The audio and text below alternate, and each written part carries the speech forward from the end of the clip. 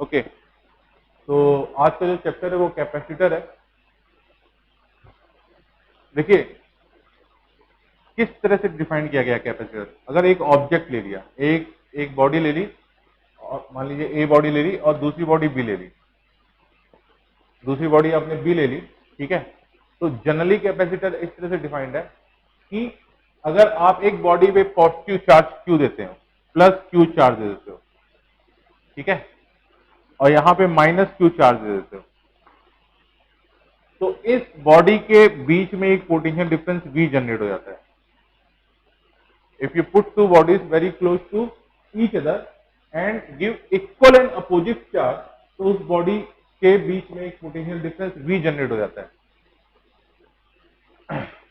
तो ये देखा गया कि अगर आप चार्ज दे रहे हो, वो डायरेक्टली प्रोपोर्शन टू होगा इसके पोटेंशियल, इनके बीच में जो पोटेंशियल डिफरेंस V आ रहा है। अब मान लो यहाँ पे इस पे प्लस चार्ज दिया तो इसका पोटेंशियल डिफरेंस आ गया V1, और यहाँ पे तुमने निगेटिव चार्ज दिया तो ये आ गया V2। तो what is the V? What is the V?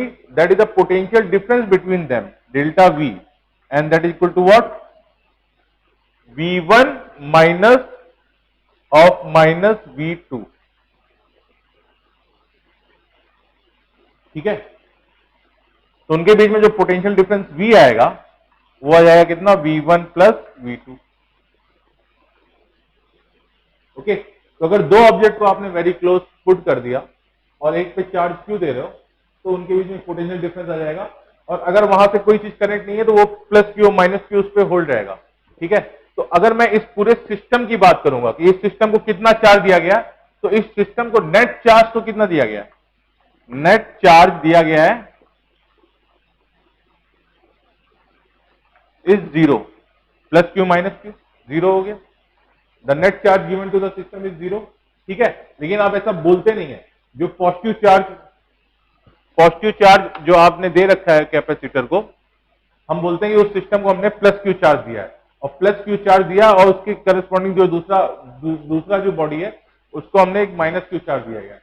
तो हम बोलते हैं कि उसको हमने प्लस क्यू चार्ज दिया है और दूसरे वाले सिस्टम को एक माइनस क्यू चार्ज दिया है। लेकिन अब वहां पे जो कैलकुलेट हो गया क्यू ना, ये एक पॉजिटिव को जो चार्ज दिया गया क्यू, वही कंसिडर करोगे। तो वो जो चार्ज होगा, वो चार्ज कैपेसिटी जब आप दोगे चार्ज कैपेसिटी का, वो आप बॉडी को चार्ज दोगे तो उसके बीच में पोटेंशियल डिफरेंस V जनरेट हो जाएगा। तो और अच्छे से लिखा जाएगा तो किस तरह से लिखोगे? Q equal Q directly proportional to delta V, ठीक है। फिर यहां पर क्या आता है, जब इक्वल करते हो तो Q इक्वल टू कितना आ जाएगा? C delta V।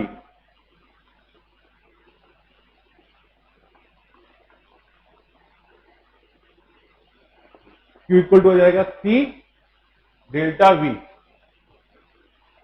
जो C है इसको हम कहेंगे capacitance of this system, capacitance of this system, capacitance of this system. और कैपेसिटेंस C जो डिपेंड करेगा वो उनके शेप, साइज, डिस्टेंस और उसकी ज्योमेट्री पे डिपेंड करता है, ठीक है। तो इस तरह से आप किसी भी बॉडी का कैपेसिटेंस निकाल सकते हो, ओके।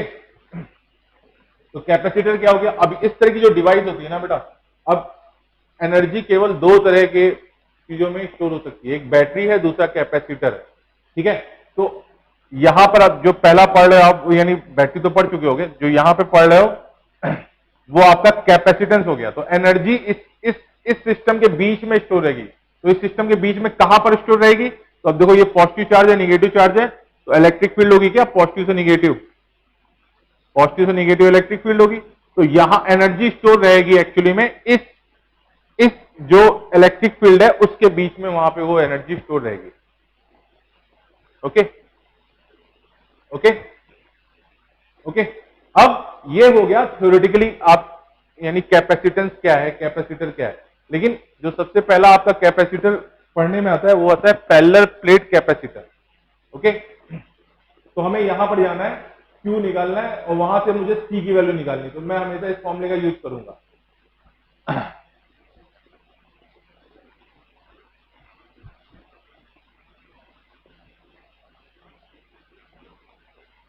ओके, अब यहां पे पैरेलल प्लेट, एक प्लेट ये ले ली, उसका सरफेस एरिया है A, दूसरी प्लेट ये ले ली, उसका सरफेस एरिया भी है ए, इस पे प्लस क्यू चार्ज दे दिया, इस पे माइनस क्यू चार्ज दे दिया। ठीक है, तो ये पॉजिटिव हो गया, ये नेगेटिव हो गया, नेगेटिव प्लेट हो गई। इस पे आपने कितना चार्ज दिया है, क्यू का, दूसरी प्लेट पे आपने कितना चार्ज दिया है, माइनस क्यू का। ठीक है, तो अगर आपसे पूछा जाएगा what is the charge given to the capacitor, तो हम कहेंगे the charge given to the capacitor is the plus Q. What is the net charge on the capacitor, the net charge on the capacitor is 0। ठीक है, अब पिछले वाले chapter में चले जाइए। अगर आपने प्लस क्यू माइनस क्यू का चार्ज दिया तो चार्ज डिस्ट्रीब्यूशन कैसे होगा, इधर यहां पे प्लस आ जाएगा और इधर यहां पे आ जाएगा माइनस, यहां पे आ जाएगा माइनस।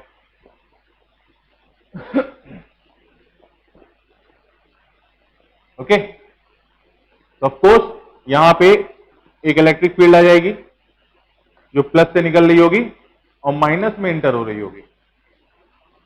ठीक है, तो what is the surface charge area, Q दिया गया है और surface charge area sigma equal to कितना हो जाएगा, सिग्मा इक्वल टू हो गया क्यू बाई ए। ये एक ही साइड, इसका इसका प्लेट एरिया ए है ना, तो what is the total area, A उधर का ए इधर का, तो टोटल एरिया इस ट्वाइस है। बट इस केस में चार्ज कहां पे डिस्ट्रीब्यूटेड है, चार्ज एक साइड पे डिस्ट्रीब्यूटेड हो गया, तो हो जाएगा प्लस क्यू। ए प्लस क्यू चार्ज कहां पे डिस्ट्रीब्यूटेड, तो टोटल एरिया हो जाएगा ए, और इधर माइनस क्यू, यहां पे टोटल एरिया हो जाएगा कितना, इस साइड पे भी जो जिस एरिया पे वो चार्ज डिस्ट्रीब्यूट होगा वो भी एरिया हो जाएगा ए। तो इस प्लेट पे जो सरफेस चार्ज डेंसिटी सिग्मा आएगी that is a q by A, और इस चार्ज पे जो सरफेस चार्ज डेंसिटी आएगी वो भी हो जाएगी कितनी आपकी, माइनस क्यू बाई ए। तो इस पॉइंट पे सबसे पहले मुझे इलेक्ट्रिक फील्ड ई निकालनी है। ठीक है, तो आपने यहां पे शीट मान ली, तो शीट की वजह से इस साइड फील्ड कितनी होगी, पॉजिटिव शीट की वजह से इस साइड फील्ड कितनी होगी, sigma by twice epsilon naught, और निगेटिव की वजह से फील्ड किधर होगी, निगेटिव की वजह से फील्ड इधर ही होगी, वो भी कितनी होगी, sigma by twice epsilon not. तो what is the net field at this point, the net field at this point E net equal to कितना हो जाएगा, ई नेट इक्वल टू हो जाएगा sigma by epsilon not. What is the sigma, sigma is the q by A epsilon not. तो electric field बेटा कितना आ गया, electric field जो आया ई वो आया that is the q by A epsilon not. Clear, clear है यहां तक, क्लियर है सबको, यहां तक सबको क्लियर है। हाँ बेटा, हाँ यार ले रहे हैं। यहां तक क्लियर है सबको, नोट करो इसको, इसको नोट करो इतना।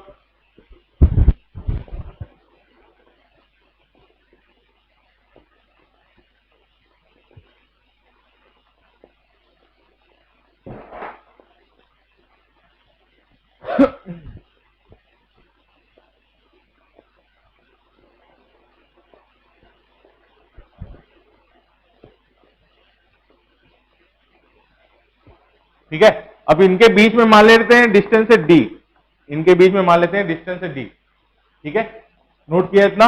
इलेक्ट्रिक फील्ड कितनी हो गई, electric field inside the capacitor E equal to हो गई Q by A epsilon naught. बेटा अब इसको याद रखना है आपको, ये मैंने यहां पे निकाल के दिया है, Q by twice epsilon not, तो इस प्लेट की वजह से होगी, और Q by epsilon not positive, positive की वजह से यहां पे फील्ड इधर होगी और निगेटिव की वजह से भी इधर होगी, तो नेट फील्ड कितनी हो जाएगी, दोनों का सम हो जाएगा क्या, दोनों का सम हो जाएगा।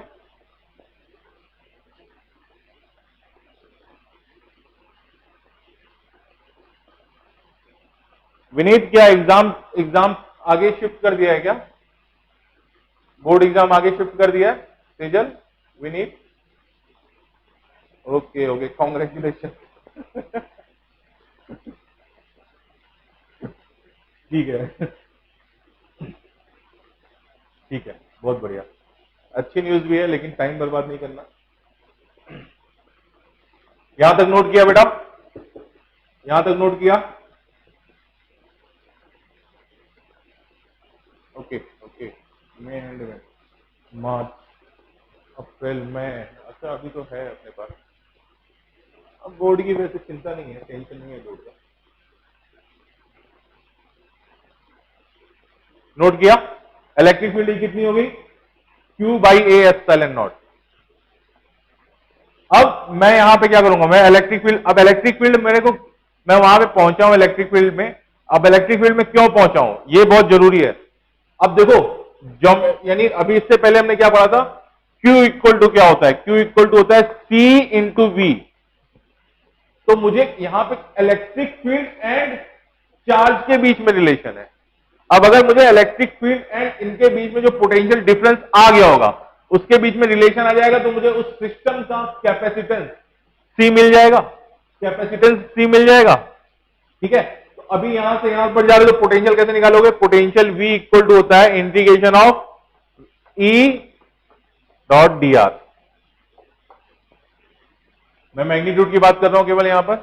ठीक है, तो E इक्वल टू कितना हुआ?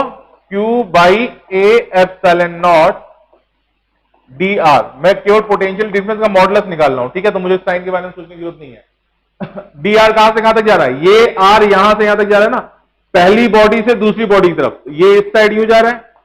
ठीक है, तो यहां से यहां तक डी आर गया, तो डी आर ये हो गया।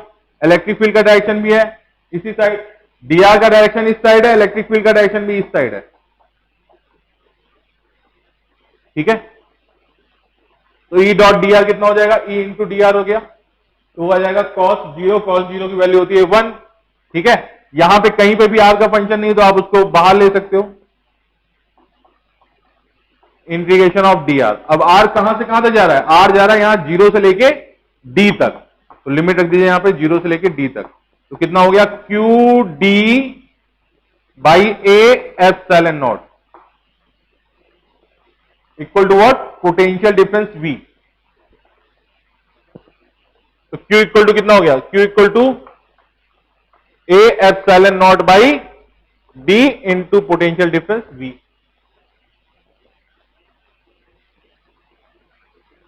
ठीक है, अब हम इसे कहां से कंपेयर करेंगे? Q equal to C V से कंपेयर करेंगे। C इक्वल टू कितना हो गया? A epsilon naught by D. This is called the capacitance of the parallel plate capacitor.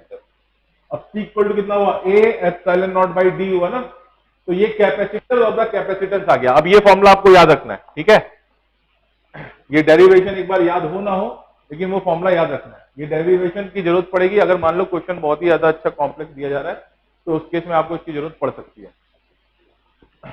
तो capacitance of the parallel plate capacitor is equal to C equal to A epsilon naught by D होता है, where A is the plate area, epsilon naught is the electrical permittivity of the free space.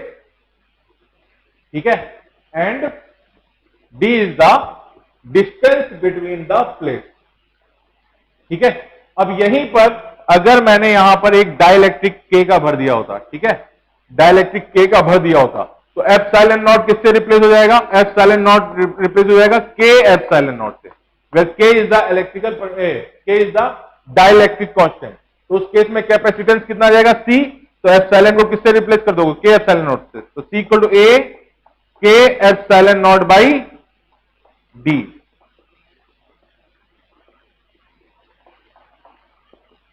के epsilon naught by D. Okay okay, clear है सबको? संजना, सेजल, गौरी, निशांत, विनीत, ध्रुव नहीं आया आज क्या? Yes sir. Okay okay okay okay okay. याद क्या रखना है बेटा? याद रखना है आपको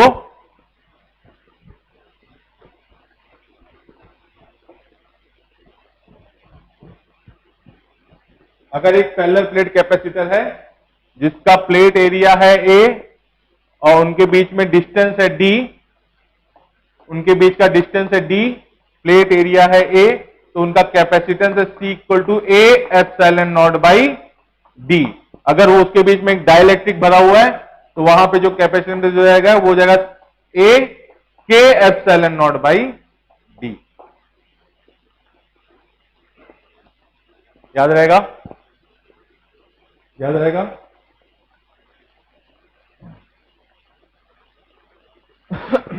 स्फेरिकल कैपेसिटर, अब एक कैप यानी अब एक बॉडी ऐसी हो सकती है, एक बॉडी ऐसी हो गई, ठीक है, उस पर आपने प्लस क्यू चार्ज दे दिया,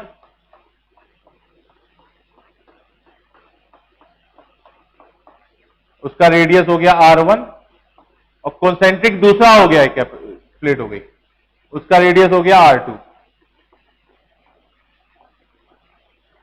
उसका रेडियस हो गया R2, ठीक है, और उस पर आपने कितना दिया, निगेटिव चार्ज दे दिया।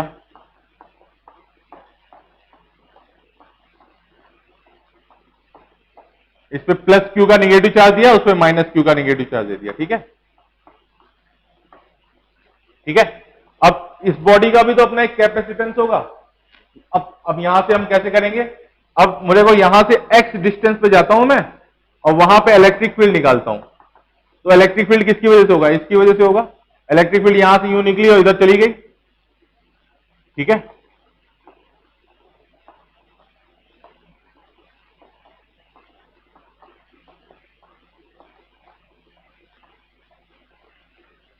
इलेक्ट्रिक फील्ड ऐसे चली गई, इस पॉइंट से निकली, पॉजिटिव से चली गई यहां से, तो x डिस्टेंस पे इलेक्ट्रिक फील्ड क्या होगी, x डिस्टेंस पे electric field E equal to हो जाएगा Q upon 4 pi epsilon naught x square.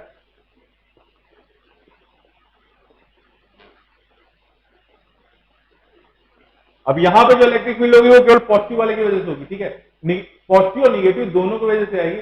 लेकिन अगर आप यहां पे इलेक्ट्रिक फील्ड ले रहे हो तो ये गॉसेस सरफेस हो गया ना, ये गॉसेस सरफेस हो गया, तो गॉसेस सरफेस के अंदर जो चार्ज है वो प्लस क्यू ही तो हुआ ना,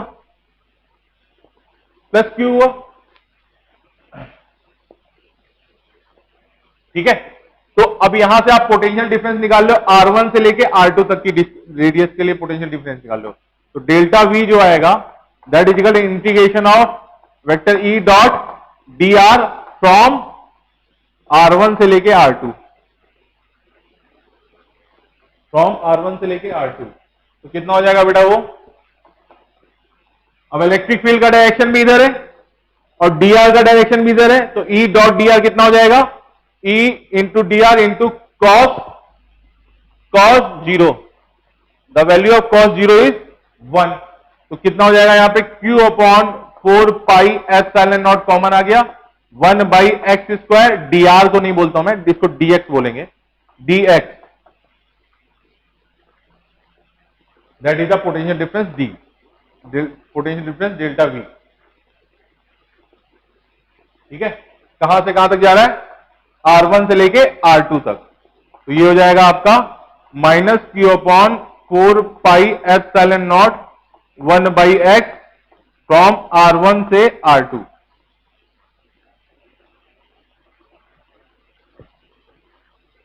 तो minus Q upon 4 pi epsilon not 1 by x2 यानी 1 by R2 minus 1 by R1, limit रख दिया आपने वहां पे, तो minus Q upon 4 pi epsilon not R1 minus R2 upon R1 R2, तो of course R2 is greater than R1, तो वहां से आप कॉमन ले सकते हैं माइनस, तो कितना हो जाएगा Q R2 minus R1 by 4 pi epsilon not R1 R2 equal to what, delta V, तो यहां से Q इक्वल टू कितना आ गया, Q इक्वल टू हो गया 4 pi epsilon not R1 R2 upon R2 minus R1 into delta V, तो what is the capacitance, capacitor आप इसको किससे कंपेयर करोगे, Q इक्वल टू CV से कंपेयर करोगे ना, तो what is the value of C, C equal to हो गया 4 pi epsilon not R1 R2 upon R2 minus R1, बाहर ज्यादा का रेडियस माइनस छोटा रेडियस, ठीक है। This is the capacitance of A spherical capacitor, this is the capacitance of A spherical capacitor, 4 pi epsilon not R1 R2 upon R2 minus R1।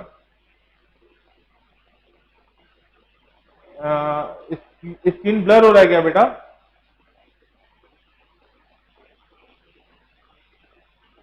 Screen blur हो रहा है क्या,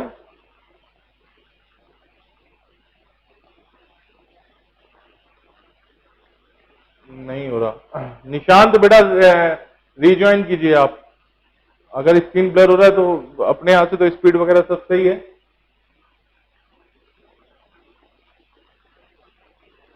अच्छा निशांत, अच्छा ओके ओके ओके ओके ठीक है। तो एक स्पेरिकल कैपेसिटर है जिसका अंदर का रेडियस R1 है और बाहर का रेडियस R2 है, तो उसका कैपेसिटेंस कितना होगा? C equal to 4 pi epsilon not R1 R2 upon R2 minus R1।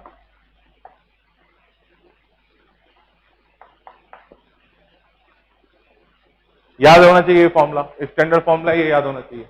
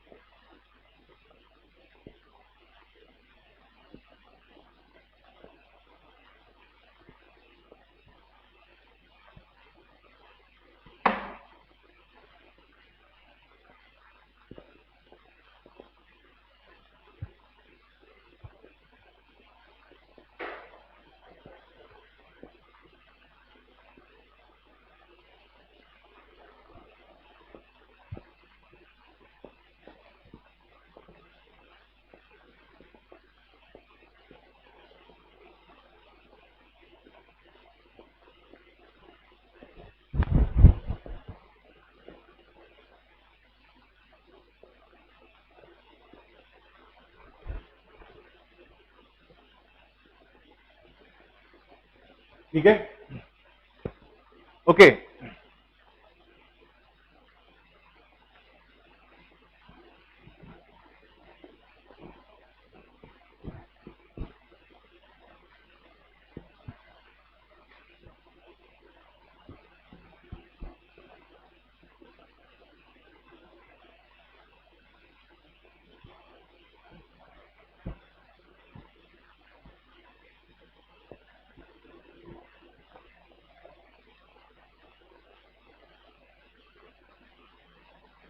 Okay अगर अभी आपने एक कैपेसिटर लिया, ठीक है, जिसका ये इंटरनल रेडियस R1 हो गया, ठीक है, और दूसरा प्लेट उसकी इन्फानाइट पे हो गई, इन्फानाइट पे होगी, तो इस तरह की ज्योमेट्री का मतलब क्या हुआ? एक सिंपल ऑब्जेक्ट आपने ले लिया, ऐसे बॉडी ले लिया, तो उसको आप कितना चार्ज दे सकते हो? तो उसमें क्या करते हैं हम मानते हैं कि उस पे एक हाइपोथेटिकल दूसरा उसकी प्लेट है जो कि R2 रेडियस पर है, इन्फानाइट रेडियस पर है, और उस तरह का एक सिंगल बॉल, आपकी सिंगल मेटेलिक बॉल एक चार्ज को होल्ड कर सकती है। ठीक है, तो कैपेसिटेंस का फॉर्मूला क्या है इस केस में? C equal to 4 pi epsilon naught R2 R1 upon R2 minus R1। तो ऑफकोर्स यहां पे जो R2 है वो इन्फानाइट हो गया, ठीक है, R2 आपका इन्फानाइट हो गया, और R1 आपका फाइनाइट डिस्टेंस है, तो of course R1 by R2 is what? 0। R1 by R2 is what? 0। आप क्या करते हो यहां पे R2 कॉमन ले लो, C R2 4 pi epsilon not R1 upon R2 इधर से कॉमन ले लिया, तो 1 माइनस R1 बाई R2 हो गया, ये R2 से R2 कट गया, ठीक है। अब यहां पे R1 बाई R2 को आप 0 पुट कर सकते हो, तो C इक्वल टू कितना हो गया? 4 पाई एप्सिलॉन नॉट R1। तो अब ये R1 को मैं बोल देता हूं सिंपल R, तो C इक्वल टू कितना हो जाएगा? 4 पाई एप्सिलॉन नॉट R, ठीक है। क्या मतलब हो रहा है इसका कि अगर एक ऑब्जेक्ट है, एक स्पेयर है, उसका रेडियस है R, ठीक है, तो वो भी एक सिंपल कैपेसिटर की तरह काम कर सकता है, और उसका कैपेसिटेंस होगा C equal to 4 pi epsilon naught R। Simple circuit, ठीक है। तो एक स्पेयर जिसका रेडियस R है, मेटेलिक स्पेयर जिसका रेडियस R है, तो उसका कैपेसिटेंस कितना होगा? अगर उसका रेडियस R नॉट है तो उसका कैपेसिटेंस C इक्वल टू हो जाएगा 4 pi epsilon naught R not.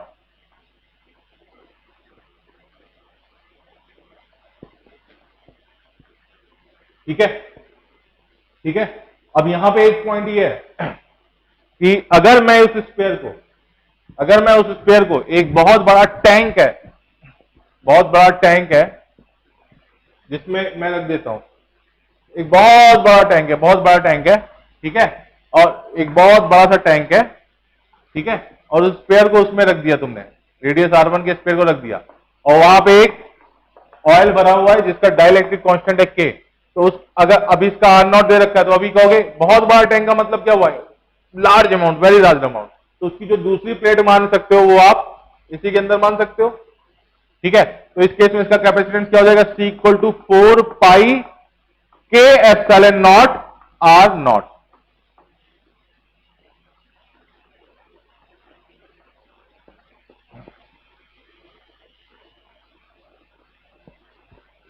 उसका डाइलेक्ट्रिक उसका कैपेसिटेंस क्या हो जाएगा, C equal to 4 pi K epsilon naught R0, ठीक है। ओके, चलिए, आई होप बहुत ही सिंपल है, थोड़ा सा कॉन्सेप्चुअल है, आपको ये अच्छे से क्लियर हो रहा होगा। एक सिलेंड्रिकल ले लिया आपने, एक सिलेंडर ले लिया, इसका रेडियस है R1, और दूसरा सिलेंडर ले लिया यहां पे,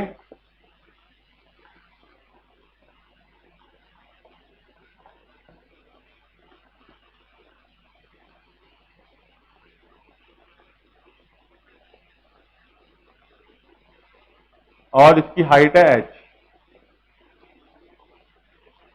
ठीक है। अंदर वाले को आपने पॉजिटिव चार्ज दिया,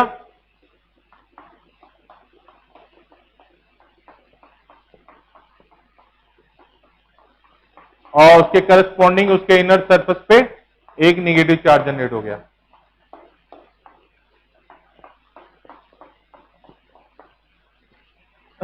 तो मुझे क्या निकालना होगा, मुझे यहां पे इसके अक्रॉस पोटेंशियल डिफरेंस भी निकालना होगा, और उस पर जो आपने चार्ज दे रखा है Q, उसकी हेल्प से उस सिलेंड्रिकल कैपेसिटर का कैपेसिटेंस निकालना है।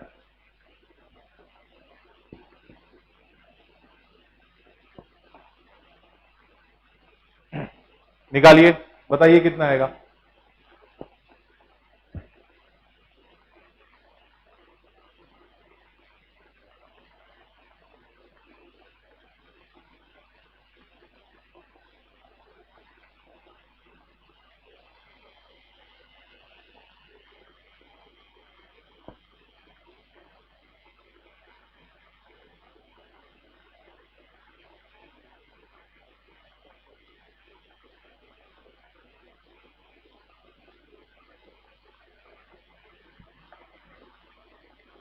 पोटेंशियल कहां से कहां तक निकालेंगे, यहां R1 से निकालोगे, dx निकालोगे, जब dx निकालोगे तो वो R1 से कहां तक जा रहा होगा, ये R2, आउटर रेडियस R2 दे रखता है।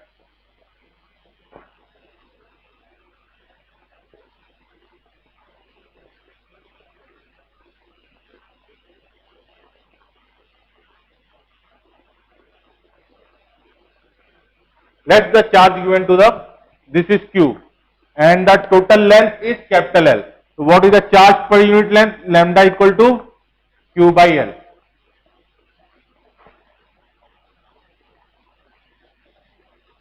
ठीक है। अब मैं यहां से x डिस्टेंस पर जाता हूं और एक गॉसियस सरफेस लेता हूं,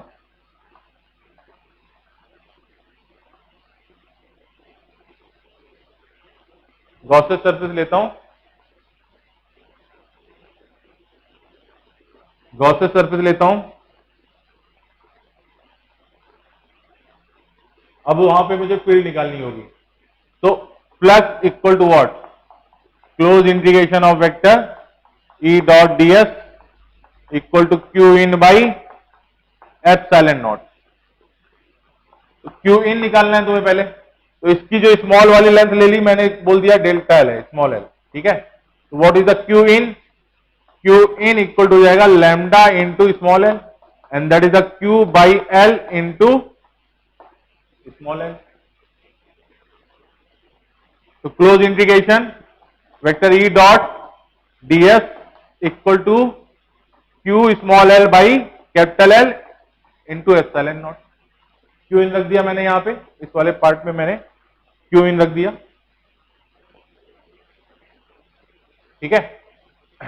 अब electric field E dot DS किस पार्ट में हो जाएगा? इस पार्ट में तो जीरो हो जाएगा, ये हम लोग कर चुके हैं, पहले भी कर चुके हैं। इस पार्ट में जीरो हो जाएगा, किस वाले पार्ट में रहेगा? इस वाले पार्ट में रहेगा। तो electric field E equal to कितना हो जाएगा? 2 पाई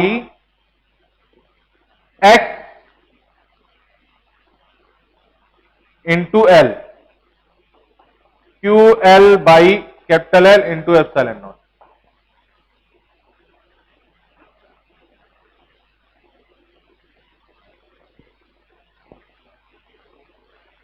एल से एल कट गया, तो इलेक्ट्रिक फील्ड कितनी आ गई?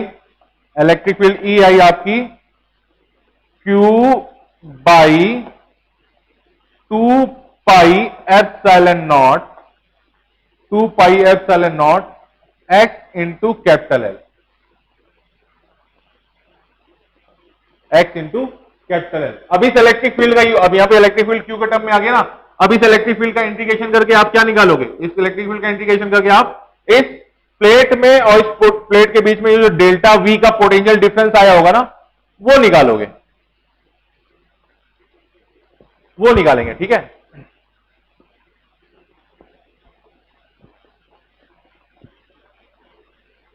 तो इलेक्ट्रिक फील्ड ई, ये तो आप कर सकते थे गॉसेस लॉ से। इलेक्ट्रिक फील्ड इक्वल टू कितना होगा? Q by 2 pi epsilon naught X into L. What is delta V? Delta V equal to integration of E dot D X. अब एक्स कहां से कहां तक जा रहा है? एस इस प्लेट की सरफेस से R1 से लेके R2 तक जाएगा, तो कितना हो जाएगा? Q by 2 pi epsilon naught L integration of 1 by X dx from R1 से R2।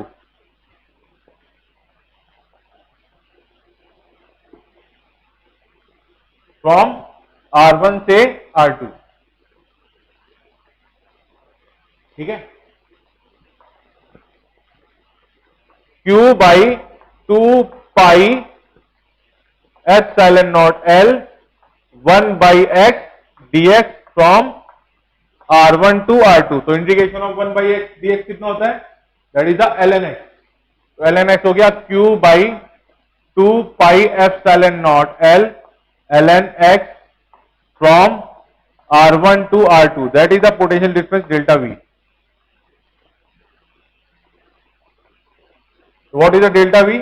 Delta V equal to हो जाएगा Q by 2 pi epsilon not L ln R2 minus ln R1। ठीक है बेटा, ये ln है, log नहीं है। ठीक है, ये ln है।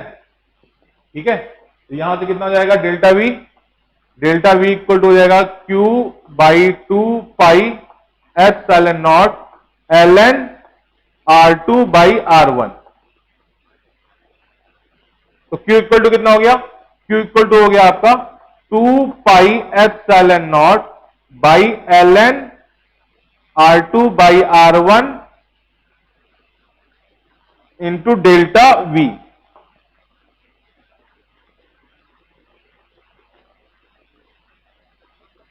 ठीक है, तो आप इसको Q इक्वल टू CV से कंपेयर करेंगे, Q इक्वल टू CV से कंपेयर करेंगे। तो what is the C?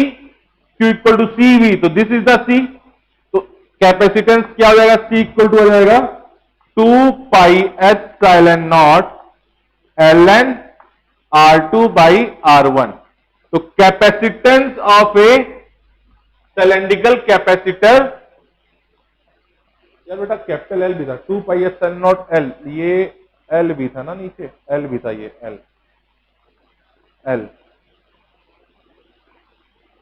Capacitance of A cylindrical capacitor, length L and radius R1 and R2, inner and outer radius R1 R2 is how you can define? C equal to 2 pi epsilon naught L upon ln R2 by R1। ये formula याद होना चाहिए, 2 pi epsilon naught ln R2 by R1। Clear है? Clear है?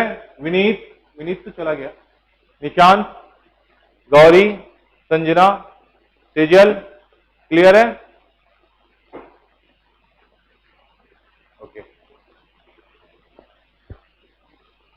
Note कीजिए इसको।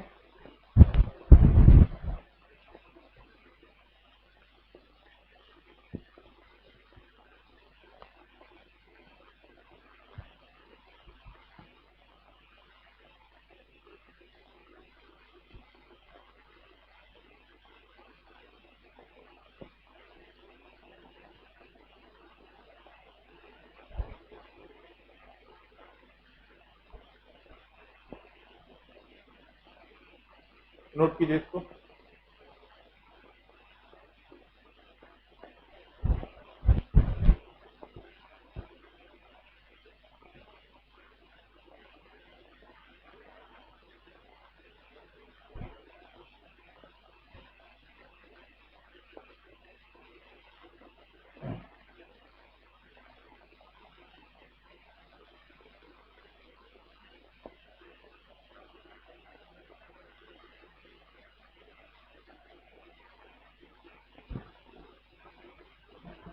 Okay, हमने अभी तक जो कुछ पढ़ा उसको एक बार समराइज कर लेते हैं।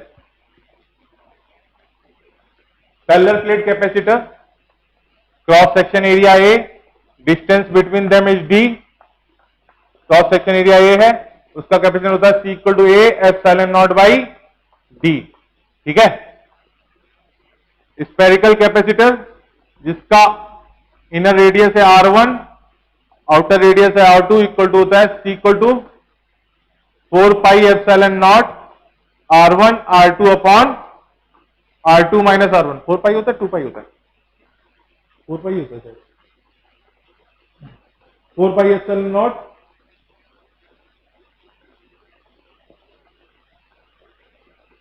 हाँ 4 pi epsilon naught R2 minus R1। अभी if one sphere, if you consider only one sphere of radius R nought, तो उसके लिए हम कंसीडर करते हैं कि उसका दूसरा प्लेट इन्फानाइट पे है, तो उसका कैपेसिटेंस कितना हो जाएगा? 4 pi epsilon naught R not.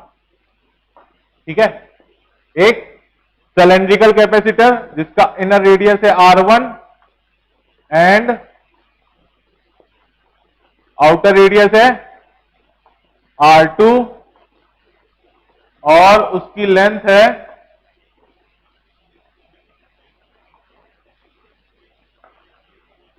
L।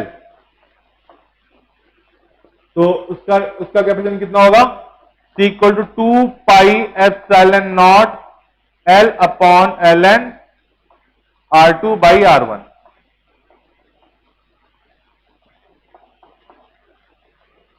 इतना हमने पढ़ा यार। इतना गंदा फिगर बनाया यार ये सिलेंडर का, अच्छा तो बनाते। रुको,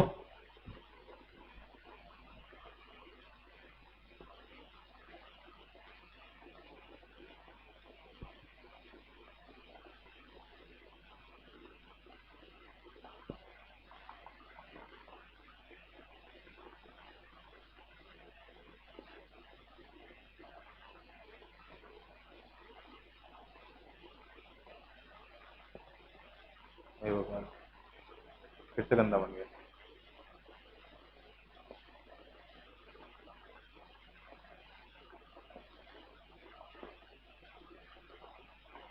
लेंथ है L, इनर रेडियस है R1 एंड आउटर रेडियस है R2। भाई इससे अच्छा नहीं बन पाएगा मुझसे। निशान क्या कह रहा है? हाँ सर गंदा बना है, यही यही बता रहा है क्या? तो इसका कैपेसिटेंस हो जाएगा C equal to 2 pi epsilon not R1 नहीं 2 pi epsilon not L upon ln R2 by R1।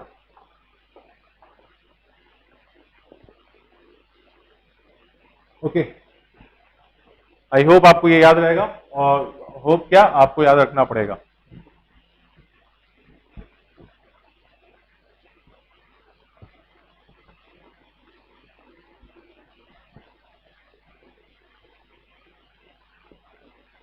Combination of capacitor, सबसे पहले आता है पैरेलल कैपेसिटर। तो मान लो बेटा ये प्लेट है, ठीक है।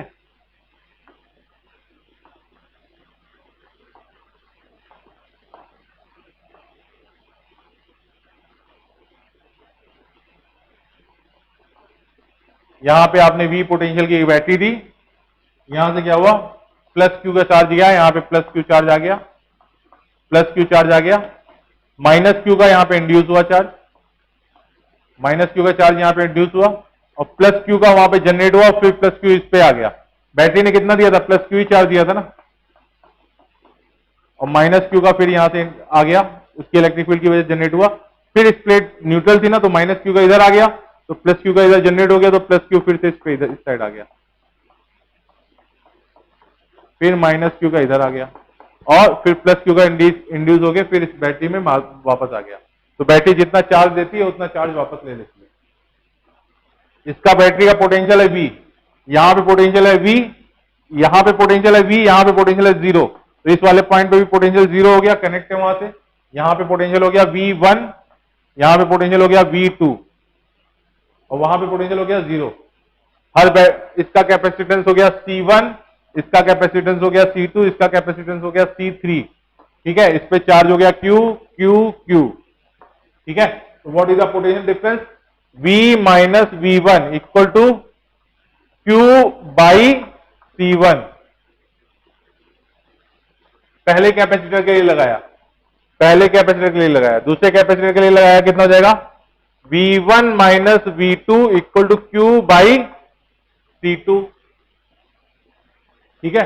तीसरे कैपेसिटर के लिए लगाया है तो कितना हो जाएगा, V3 minus 0 equal to Q by C3, ठीक है। अब इनको ऐड कर दोगे, तो अगर तीनों को ऐड करिए तो कितना आ जाएगा, Q by C1 plus Q by C2 plus Q by C3 equal to what, V, ठीक है। अब इस पूरे कैपेसिटर में बैटरी ने कितना चार्ज दिया था, प्लस Q दिया था, अब उसका इक्विवेलेंट कैपेसिटेंस हो गया C, और बैटरी ने पोटेंशियल कितना जनरेट किया था, V, तो उस इक्विवेलेंट कैपेसिटेंस को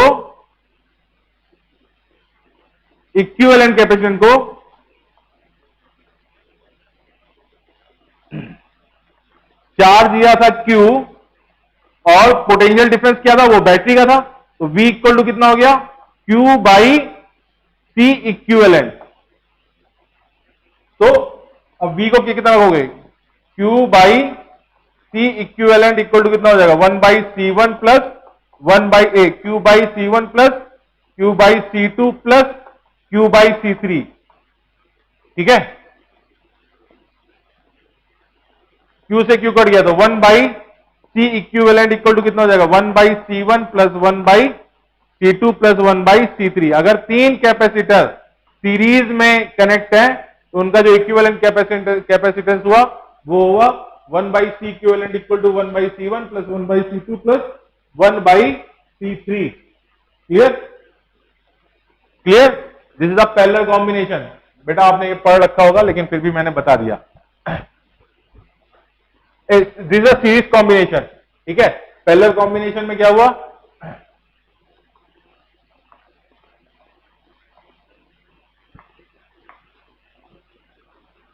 पैरेलल कॉम्बिनेशन में क्या होगा, दोनों तीनों कैपेसिटर के अक्रॉस पोटेंशियल सेम रहेगा। इसको बैटरी से जोड़ दिया आपने, V पोटेंशियल की बैटरी है, ठीक है। तो यहां पे इस पे Q1 चार्ज दिया, यहां पे Q2 चार्ज दिया, यहां पे Q3 चार्ज दिया।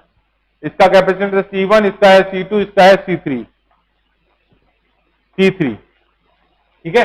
अब इस बैटरी में यहां पे ये बैटरी का ये V पोटेंशियल है और ये 0 पोटेंशियल है, तो इसके अक्रॉस यहां पे पोटेंशियल कितना हुआ, V, और इसको पोटेंशियल हो गया 0, ये हो गया V और ये हो गया 0, ये हो गया यहां पे V और ये हो गया 0, ठीक है। तो पहले कैपेसिटर के लिए C1 के लगाओगे क्या कितना हो जाएगा, Q1 equal to C1V, Q2 equal to C2V और Q3 इक्वल टू कितना हो गया, C3V। अब इस बैटरी को इस वाले कैपेसिटर को चार्ज करने के लिए बैटरी ने Q1 चार्ज दिया होगा और वहां पे प्लस Q1 आ गया होगा और यहां पे माइनस Q1 इंड्यूस हुआ होगा और प्लस Q1 इसको वापस मिल गया होगा और Q2 सिमिलरली Q2 यहां से दिया, Q2 वापस मिल गया, सिमिलरली यहां बैटरी ने Q3 दिया, Q3 वापस मिल गया। तो what is the net charge given by the battery, Q1 plus Q2 plus Q3 equal to Q net जो बैटरी ने दिया। बैटरी ने दिया V पोटेंशियल के क्रॉस क्यू नेट चार्ज दिया, ठीक है, तो Q equal to C effective, Q net equal to C effective into V. तो क्यू नेट को क्या लगाओगे आप, सी इफेक्टिव इंटू वी लिख दोगे। तो Q1 plus Q2 plus Q3 equal to C effective into V. और what is the Q? Q equal to C1V1, C1V plus C2V plus C3V equal to C effective into V. V से V cut गया, तो C equal to कितना आ गया यहां पे, सी effective equal to आ गया आपका C1 plus C2 plus C3। This is called parallel combination of the battery, parallel combination of the capacitor. अगर तीन कैपेसिटर पैरेलल में कनेक्ट है तो वहां पे जो इक्विवेलेंट कैपेसिटेंस होगा C इक्विवेलेंट इक्वल टू हो जाएगा C1 plus C2 plus C3।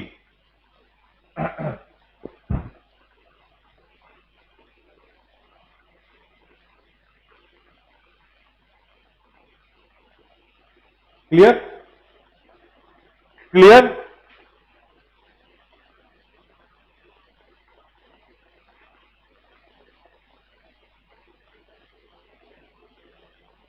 ठीक है, ओके। यहां पे लेक्चर पॉज करते हैं, आधे घंटे बाद फिर मिलते हैं। लेकिन आज अभी मैं क्लास लूंगा आधे घंटे बाद, ठीक है।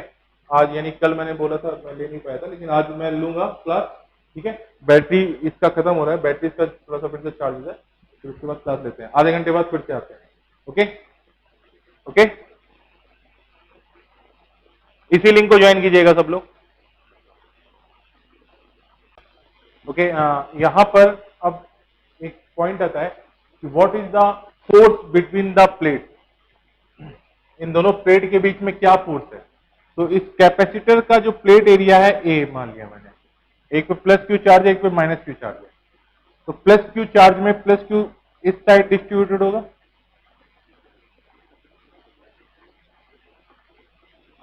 और माइनस क्यू इस साइड डिस्ट्रीब्यूटेड होगा, माइनस क्यू इस साइड डिस्ट्रीब्यूटेड होगा। तो प्लस क्यू, अब इधर की जो चार्ज है उसको आप एक शीट मान लोगे, तो उससे x डिस्टेंस पर इलेक्ट्रिक फील्ड इस साइड कितनी होगी, sigma by twice epsilon naught. और what is the sigma, sigma is equal to charge कितना q बाई एरिया ए में डिस्ट्रीब्यूटेड है, तो electric field E equal to कितना हो जाएगा, q by twice A epsilon naught, q by twice A epsilon naught. अब इस electric field में, इस इलेक्ट्रिक फील्ड में कितनी इलेक्ट्रिक फील्ड, कितनी electric field, q by twice A epsilon nought की इलेक्ट्रिक फील्ड है। इलेक्ट्रिक फील्ड कितने की है, E equal to q by twice A epsilon nought की इलेक्ट्रिक फील्ड है। उसमें माइनस q का चार्ज रखा हुआ है, माइनस q का चार्ज रखा हुआ है, तो उस पर फोर्स कितना लगेगा, इस इलेक्ट्रिक फील्ड में माइनस क्यू पे इस साइड फोर्स लगेगा ना, तो F इक्वल टू कितना हो जाएगा, F equal to Q into E. किस डायरेक्शन में, इस डायरेक्शन में। अब माइनस आप रख सकते थे, लेकिन माइनस का डायरेक्शन इधर आ गया, तो आपको फोर्स ही निकालना है, मैग्नीट्यूड निकालना है। तो फोर्स इक्वल टू कितना हो जाएगा, Q into E, and what is the E, E equal to Q by twice A epsilon not, तो इक्वल टू हो जाएगा Q square by twice A epsilon not. तो इसमें जो फोर्स हो गया, the force between the plate, force, the force between the plate is defined by Q square by twice A epsilon not.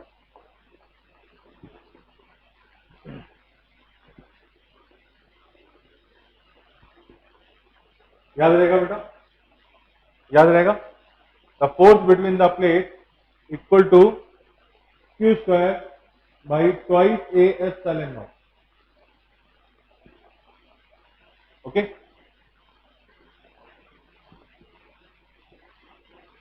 अच्छा, अब second point आता है, what is the energy stored, what is the energy stored between this electric field. What is the energy stored between this electric field? तो यहां पर electric field कैसे है? Parallel positive वाले की वजह से इलेक्ट्रिक फील्ड कैसे है? ऐसे है क्या?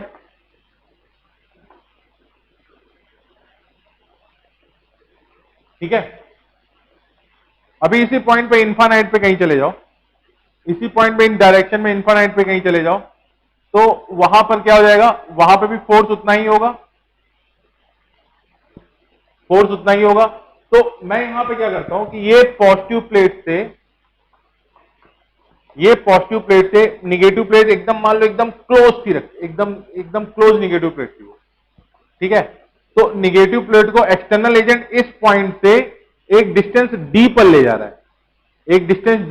है, जिसके बाद ये एक पैरेलल प्लेट कैपेसिटर फॉर्म कर गया। तो एक्सटर्नल फोर्स क्या होगा? एक्सटर्नल फोर्स इस प्लेट को इस साइड खींच के ले जा रहा होगा ना, क्योंकि ये एक पॉजिटिव है और दूसरी निगेटिव प्लेट है, तो उसमें अट्रैक्शन फोर्स इस साइड होगा, तो इलेक्ट्रिक फोर्स इस साइड होगा। तो एक्सटर्नल फोर्स जो उसको ले जा रहा होगा वो इस पॉइंट ए से पॉइंट बी तक ले जा रहा होगा ना, तो पॉइंट ए से पॉइंट बी तक ले जा रहा होगा, तो क्या फोर्स लगा रहा होगा? यही फोर्स लगा रहा होगा, Q square by twice A epsilon not, ठीक है। अब वो यहां से उसको इस पॉइंट तक डी तक ले गया, तो what is the work done by the external agent? That is a force dot dx। अब एक्सटर्नल एजेंट फोर्स इस साइड लगा रहा है और वेरी स्लोली उसको ले जा रहा है, यानी वेरी स्लोली का मतलब क्या हुआ? इस पॉइंट से इस पॉइंट तक वो ले जा रहा है without gaining the kinetic energy. तो इसका मतलब क्या हुआ? टोटल एनर्जी इस सिस्टम के अंदर जो भी वो वर्डन कर रहा है वो इस सिस्टम के अंदर, इसके अंदर स्टोर हो जाएगी ना। अब एक्सटर्नल फोर्स किधर लगा रहा होगा? इतना लगा रहा होगा, और कितना लगा रहा होगा? इक्वल एंड अपोजिट लगा रहा होगा। पॉजिटिव साइड कितना लगा रहा है? इतना लगा रहा है, तो एक्सटर्नल फोर्स भी उतना ही इक्वल एंड अपोजिट फोर्स लगाएगा, कितना? Q square by twice A epsilon not. What is the work done by the external agent? That is your integration of Q square by twice A epsilon nought into dx. Dot हटेगा, कितना आएगा? अब external force का direction भी इधर है, external force भी इधर लगा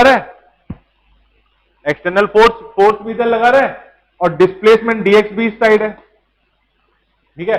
तो कितना हो जाएगा? Q square by twice A epsilon nought integration of dx from 0 to लेके डी तक डिस्टेंस ले गया, 0 से लेके डी तक डिस्टेंस पे ले गया, ठीक है। तो कितना हो जाएगा बेटा? ये Q square into D by twice A epsilon not, that is work done by the external agent WEXT। And हम पढ़ चुके हैं कि जो work done by the external agent होगा वही energy stored in the system होगा। तो U इक्वल टू कितना हो जाएगा? U इक्वल टू हो जाएगा आपका Q square D by twice A epsilon not.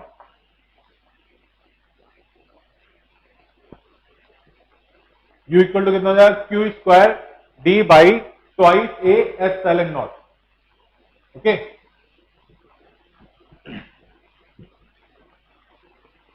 तो energy stored in the capacitor U equal to कितना हो जाएगा? Q square D by twice A epsilon not.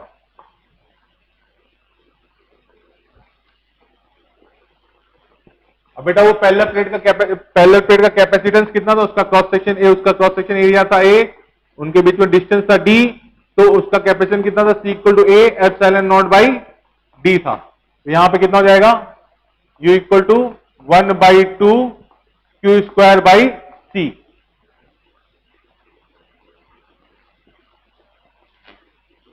1/2 Q square by C, ठीक है। तो Q इक्वल टू कितना रख देते हैं हम? यहां पे C भी रख देते हैं, 1/2 C square V square by C. तो U इक्वल टू कितना हो जाएगा? 1/2 CV square, half CV square. तो in the form of potential and capacitance the energy stored in the capacitor U equal to हो गया हाफ CV स्क्वायर, या फिर U equal to क्या हो जाएगा? U इक्वल टू हो जाएगा half Q square by C. ठीक है, या फिर एक फॉर्मूला और हो सकता है, या फिर एक, तो यहां पे Q equal to C V होता है ना बेटा, तो C इक्वल टू कितना हो गया, Q बाई वी हो गया। तो अभी C को Q बाई वी रख दिया तो 1/2 Q square by Q by V, तो ये V से V कट गया, तो यहां पे कितना हो जाएगा, half Q V, half Q V. ये फॉर्मूला आपको एक चीज बताता है, हाफ क्यू वी। यहां से एक बहुत अच्छी चीज पता चलती है, हाफ क्यू वी।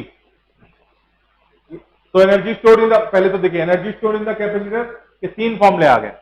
ठीक है, आप इसमें तो कोई भी एक याद रखिए और जैसी आपकी जरूरत हो वैसा उसको यूज कर सकते हैं। तो मैं हाफ सी वी स्क्वायर याद रखता हूं, तो हाफ क्यू वी भी एक फॉर्मूला है। तो अभी देखो बेटा यहां पे क्या हुआ,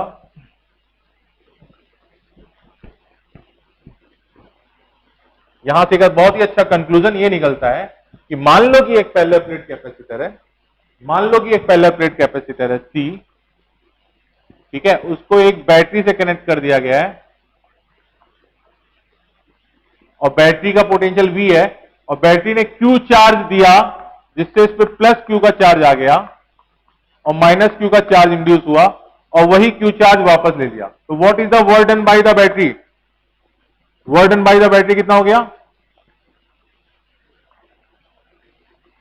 उसने Q चार्ज दिया और V आ गया, तो what is the work done by the battery, Q into V, that is the work done by the battery. ठीक है, and the energy stored in this capacitor, इस पे Q का चार्ज आ गया है, अब ये फाइनली चार्ज हो गया, तो यहां पे जो पोटेंशियल होगा वही पोटेंशियल बैटरी के अलॉन यहां पर होगा, सॉरी बैटरी के अलॉन नहीं, कैपेसिटर के अलॉन यहां पर होगा। तो energy stored in the battery equal to half Q V, half Q V. तो यहां से एक चीज बहुत क्लियर आती है कि अगर एक कैपेसिटर को एक बैटरी V की चार्ज कर रही है तो जितना भी वर्डन बैटरी करेगी उसका आधा एनर्जी ही कैपेसिटर में स्टोर होगा, आधी कहां चली जाएगी, जूल हीटिंग से, जूल हीटिंग से। जूल हीटिंग जरूरी नहीं है कि इस वायर पे हो परफेक्टली, जूल हीटिंग आपका बैटरी के अंदर भी हो सकती है। ठीक है, तो बाकी एनर्जी कहां पे चली गई, जूल हीटिंग में। तो यहां से एक बहुत ही अच्छा कंक्लूजन निकलता है कि energy stored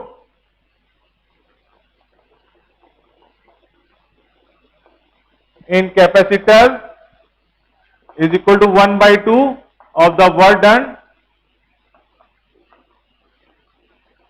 by battery.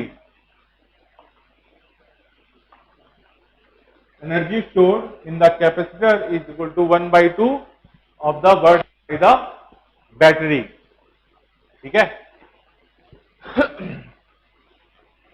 Lecture में अपलोड कर दूंगा, लिंक सेंड कर दूंगा, तो आप उस टाइम इसको नोट कर सकते हैं रिवीजन में।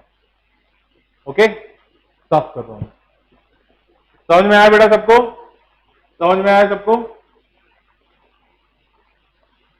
समझ में आया सबको, निशांत, संजना, सेजल, ओके, निशांत समझ में आया ना,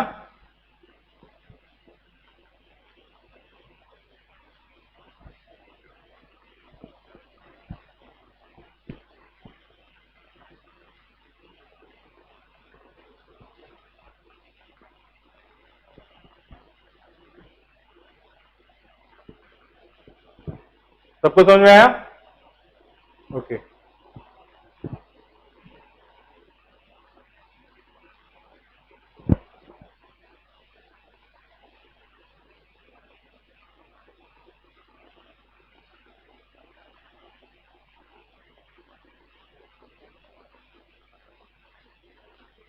ओके, डाइलेक्ट्रिक के बारे में पढ़ते हैं बेटा। देखो क्या हुआ कि अगर ये एक कैपेसिटर है, ठीक है, तो इसके अंदर यहां पे एक इलेक्ट्रिक फील्ड है,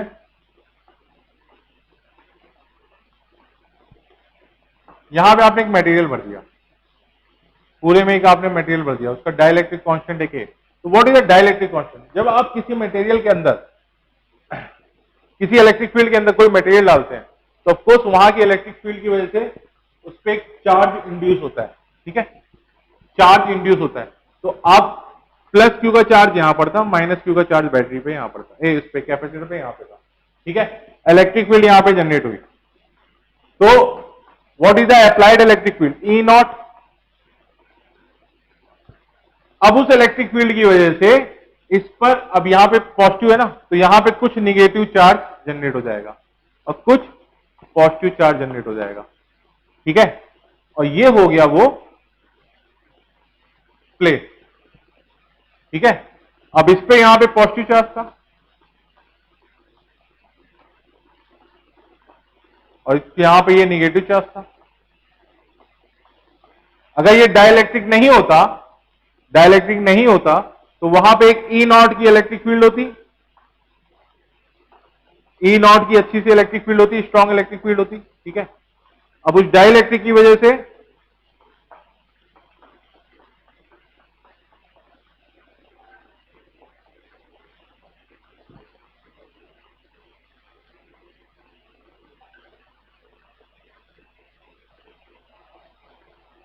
डाइलेक्ट्रिक की वजह से क्या हुआ, यहां पे निगेटिव हो गया,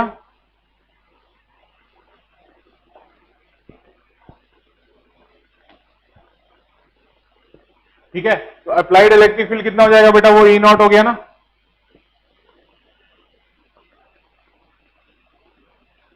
the applied electric field is the E not, ठीक है। अब उसमें जो चार्ज इंड्यूस हुआ है उसकी अपनी एक इलेक्ट्रिक फील्ड हो जाएगी ना, वो पॉजिटिव से निगेटिव तक, ठीक है। जो उसने अपनी एक इलेक्ट्रिक फील्ड इंड्यूस हो जाएगी, दैट इज द ईपी। अब जो डाइलेक्ट्रिक है ना, डाइलेक्ट्रिक को अगर आप देख रहे हो तो उसमें क्या हुआ था, इस साइड पॉजिटिव चार्ज इंड्यूस हुआ और इस साइड निगेटिव चार्ज इंड्यूस हुआ। तो ये जो इलेक्ट्रिक फील्ड है that is the EP, EP, ठीक है। अब ई नॉट इस पे इस साइड लगी है और ईपी इस साइड है, तो what is the resultant electric field? E resultant equal to हो जाएगा E naught minus EP,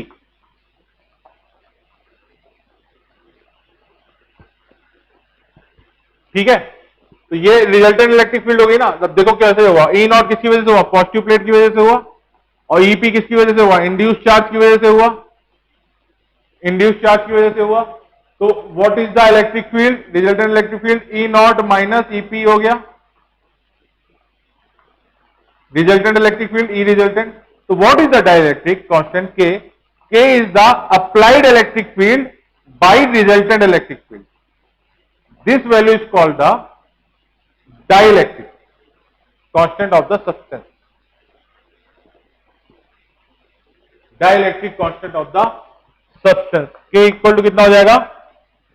E naught by E resultant. याद रहेगा बेटा? याद रहेगा? याद रहेगा? संजना, सेजल, विनीत, विनीत तो नहीं है, डाटा खत्म हो गया उसका। निशांत, याद रहेगा? ठीक है, आज इसको यहां पे खत्म करते हैं।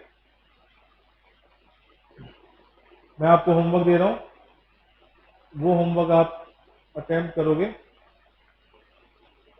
सीरीज एंड पैरेलल कॉम्बिनेशन पे ही है, वो ज्यादा बड़ा नहीं होगा। सॉल्व एग्जाम्पल में क्वेश्चन नंबर 1, 2, 3, 4, 5, 6, 7, 8, 9, 10 भी कर सकते हैं। सॉल्व एग्जाम्पल में 1 से लेके 10 तक, एसयोर मार्क।